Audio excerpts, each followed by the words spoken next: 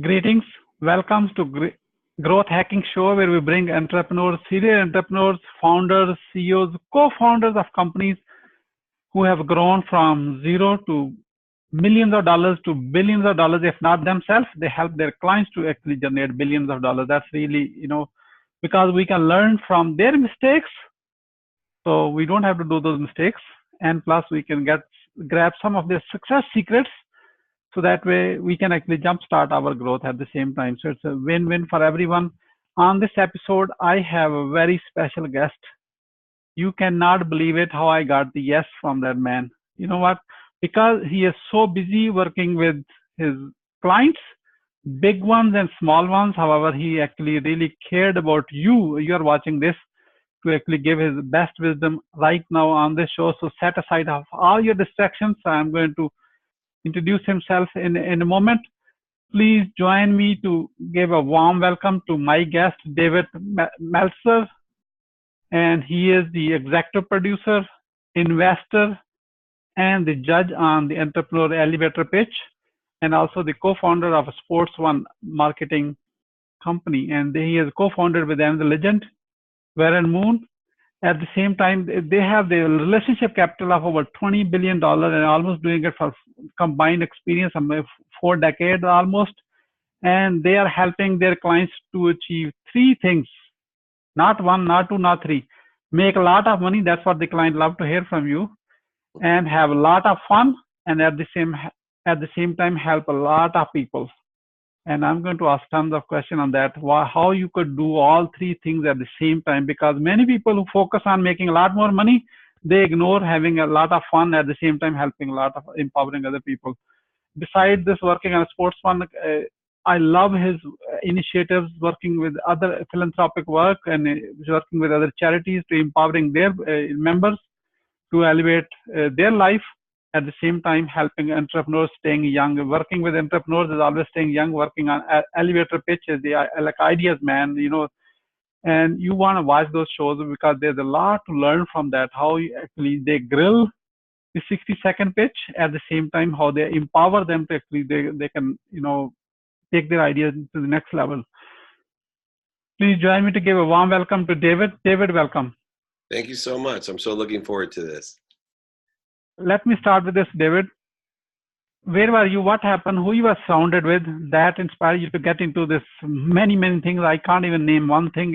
Your combined experience is over 100 years, I can tell. No problem. In just 2 minutes, I grew up in a single mom family with 6 kids wanting to be rich. And simply through that, started by wanting to be a football player, realized I didn't have the skills to do that. Wanted to be a doctor, realized that you had to be more interested than interesting. I didn't like hospitals, and my older brother was just flabbergasted that I wanted to be a doctor. Then I wanted to be a lawyer, went to law school, graduated, got into technology, was a millionaire 9 months out of law school. Our company got bought 3.5 years later in 1995 for $3.4 billion by Thomson Reuters.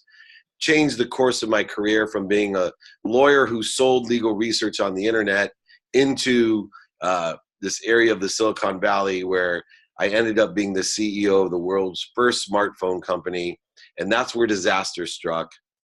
For the first time in my life, I had everything I ever dreamed of. The reason I wanted to be rich was to buy my mom a house and a car. And I ended up buying her the house and the car, but unfortunately surrounding myself with the wrong people, the wrong ideas, straying from gratitude, empathy, accountability, and effective communication, losing over $100 million. In fact, even losing my mom's house that I had bought her. And through that, learning the greatest lessons and blessings in life. The dummy tax was paid so that I could shift the paradigm of value and challenge myself every day to be of service from the time I wake up and pray for 10 people that I can help, understanding that they're not mutually exclusive, making money, helping people, and having fun. In fact, they're codependent upon each other to enjoy the consistent, everyday, persistent, without quit pursuit of my potential, my higher self. And I've been able to reinvent myself and make more money, help more people, and have more fun than I've ever dreamed of.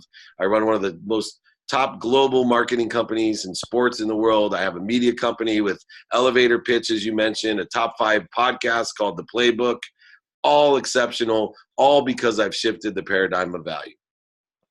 That is amazing. Amazing. Thank you so much. So based on your experience of working with multi-billion-dollar companies at the same time with the entrepreneurs, what are the top 3 mistakes they should avoid to grow their business? Top 3. Yes, the first mistake is radical humility. The biggest mistakes that I see from CEOs of the largest corporations in the world down to the smallest entrepreneurs that I know is they're afraid to ask for help. Radical humility is reliant upon the ability to ask someone that knows more than you, has situational knowledge, for help. The second one is time. Utilizing time correctly. People don't look at their calendars and study their calendars with a lens of productivity and accessibility, being accessible to others, as well as accessing what they need efficiently, effectively, statistically successful. And then finally, the ego. What I find, the ego, the need to be right, offended, separate, inferior, superior, guilt, anxiety, all of the needs of the ego, which I think is encompassed in the lesson of awareness. We need to be aware when we are working with our ego to take a step backwards, not forward, and get back to the sense of peace and humility, gratitude, empathy, accountability, and effective communication to enjoy that consistent, persistent pursuit of their potential. Those are the 3 things to avoid, and you will be extremely successful with humility, time, and ego out of your way. Very well said. Thank you so much. And now that leads to my next question. What are the top 3 success secrets to grow your business based on your versatile of experience? Number 1, stay in business. Most people get so far ahead of themselves that they forget the main objective of business is to make sure you're in business tomorrow. And so some of the biggest mistakes that I've made and the biggest secret to success is one day at a time. Make sure you stay in business. Your business will eventually evolve. Companies like Google and Yahoo and all these other companies that I've seen, Microsoft, they did not start out with the context of the business that they evolved to. And in fact, the key to their success is they're able to stay in business. 2, a secret success is be kind instead of right. When you have a business decision, kindness trumps everything else. And that allows you, which is the lesson, to be kind to your future self. So many people take the short-term, scarce, with shortages, voids, and obstacles, they put faith in the wrong things, and then they end up with the wrong things. And then finally, be consistent. The hardest part of human nature is that it's a counterintuitive fact that we don't like to be consistent. So the third secret to success is do something 2 minutes a day. It's worth more than 20 hours on 1 day a week. If you can consistently input through your cellular structure into the neuroplasticity of your mind, neural pathways are formed with the 40,000 subconscious thoughts. Eventually, not only will you shift your energy, your energy of your unconscious, but your unconscious competency will actually change your genetics into a genetics of success. And those are 3 key principles, 3 keys to success for you. I am enjoying it so much, and I'm sure the people who are watching, they're enjoying it so much. You may want to add some bonus to this. Yeah, the last bonus is something called do it now. I believe in utilizing time. Everyone has 24 hours of time. And what they do is they look at time as work, not work. Not me. I work a 24-hour day, meaning 24 hours of activity. How productive and accessible, and the only distinction in my activity is, am I paid for it or am I not paid for it? And I try to maximize the amount of activity that I can do during the day that I get paid for. If I could get paid to sleep, I'd do it. Wonderful. That's amazing. So David, how Sports One Marketing, your company, is growing your own business right now in this economy? So I utilize 2 things to grow my business. And the first thing is understanding the power of my relationship capital. We grow our business through other. 1, how can we be of service?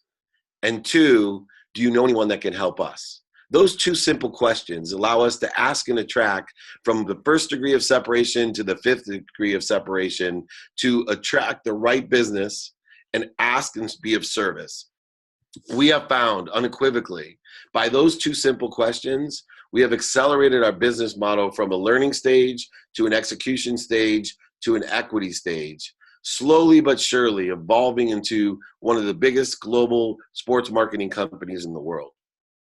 Wonderful. That's amazing. That's organic growth and going deep, building a relationship to the next level. If you are happy, who else I can service you just like you? That's what that is. It's like growing one person at a time, one client at a time, servicing them. Is that right? Yes, sir. And we just trust the universe that everything will happen at the right time in the perfect place. So we don't force things to happen. We don't put artificial pressure on our sales cycle. We simply give value. We work very hard. We are proclaiming things at our business. We're proactively allowing them to happen. I wake up every morning at 4 a.m. I work until I pass out, hopefully close to 11 p.m. every day. But I am proclaiming everything for myself and my business, my family, my community, and even the world by combining that proclaiming aspect of my world to making money, helping people, and having fun. Regarding the elevator pitch, I appreciate it. I want to ask like a simple question, which is very simple. As an entrepreneur who are thinking about so many ideas, they are so excited and they're working for next few days, and by the time, no, I can't work on that. They can't focus enough to actually keep going on that idea. So give some, imagine the youth, someone, maybe the person who is watching may not be the entrepreneur themselves. Maybe they can pass on that message to their son or daughter to become entrepreneur. So what would be your one or two thoughts for entrepreneurs who are thinking about creating their own business? Yeah, I would say reverse engineer your business. Most people, look, you're in business to make money. A business goes out of business if you don't have money. So there's a million great ideas out in the world, and you may be a great innovator, but you need to be an entrepreneur. So start with profitability and work your way backwards through a process of passion and purpose.